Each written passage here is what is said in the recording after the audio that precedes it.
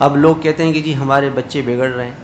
تو موبائل اگر استعمال کریں گے تو دنیا کی کوئی طاقت ان کو ٹھیک نہیں کر سکتی، ہمارے بچوں کو کوئی نہیں ٹھیک کر سکتا اگر موبائل سے وہ بگڑ رہے ہیں، کوئی نہیں ٹھیک کر سکتا۔ کہ جی کیا کریں؟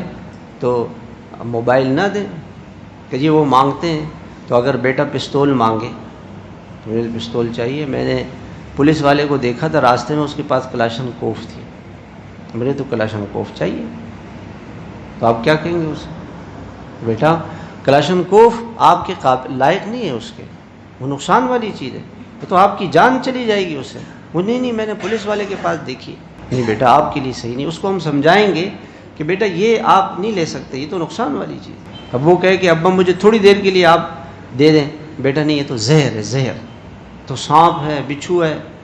آپ اس کو سمجھائیں، دیکھو بیٹا سانپ اگر ایک مرتبہ بھی آپ نے سانپ کو ہاتھ لگایا وہ آپ کو ڈس لے گا، تو اس کو سمجھانا پڑے گا، یا پھر